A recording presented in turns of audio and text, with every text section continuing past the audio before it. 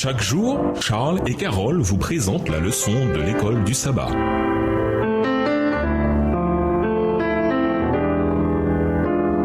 Bienvenue à votre émission Dieu nous parle. Voilà la leçon de vendredi. Pour aller plus loin, nous vous invitons à lire dans le livre La tragédie des siècles, le chapitre Les pièges de Satan, chapitre 32, aux pages 457 à 467, livre écrit par Ellen G. White. L'objectif d'Apocalypse 12 est avant tout de dire au peuple de Dieu que les événements eschatologiques font partie du grand conflit entre Christ d'un côté et Satan et ses forces démoniaques de l'autre. Le livre avertit le peuple de Dieu de ce qu'il affronte aujourd'hui et de ce qu'il est sur le point d'affronter de manière encore plus dramatique à l'avenir. Un ennemi expérimenté et en colère. Paul nous avertit de l'activité eschatologique de Satan avec toutes sortes de miracles, de signes et de prodiges mensongers et avec toutes les tromperies de l'injustice pour ceux qui vont à leur perte parce qu'ils n'ont pas accueilli l'amour de la vérité pour être sauvés. De Thessaloniciens 2, les versets 9 et 10. Apocalypse nous exhorte à prendre l'avenir au sérieux et à faire de notre dépendance envers Dieu notre priorité. De notre côté, Apocalypse nous assure que bien que Satan soit un ennemi puissant et expérimenté,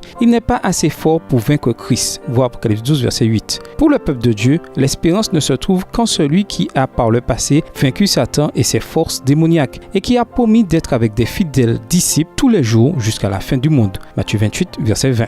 À méditer. En tant qu'adventistes du 7e jour, nous nous considérons comme répondant aux caractéristiques de ce reste des temps de la fin. Quel privilège, mais aussi quelle responsabilité. Voir Luc 12, verset 48. Pourquoi devons-nous faire attention cependant à ne pas penser que ce rôle garantit notre salut personnel? Nous parlons beaucoup trop de la puissance de Satan. Il est vrai que Satan est un être puissant, mais grâce à Dieu, nous avons un sauveur qui a chassé le malin du ciel. Nous parlons de notre adversaire, nous prions à son sujet, nous pensons à lui, si bien qu'il finit par grandir démesurément dans notre imagination. Pourquoi ne parlerions-nous pas plutôt de Jésus? Pourquoi n'exalterions-nous pas plutôt sa puissance et son amour? Satan est content quand nous exagérions sa puissance. Élevons Jésus, méditons sur lui et en le regardant, nous serons changés à son image. Extrait de Advent Review and Sabbath Herald, 19 mars 1889, écrit par Ellen G. White. De quelle manière les chrétiens exagèrent-ils la puissance de Satan? De notre côté, quel danger court-on à nier non seulement la réalité de la puissance de Satan, mais également la réalité de son existence même?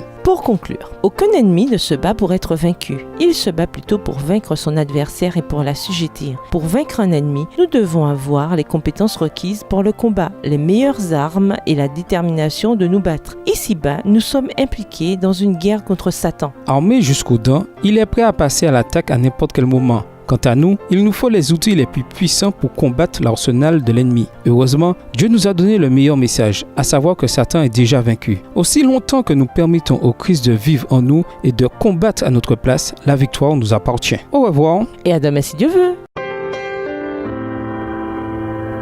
Dieu nous parle. Chaque jour, Charles et Carole vous présentent la leçon de l'école du sabbat.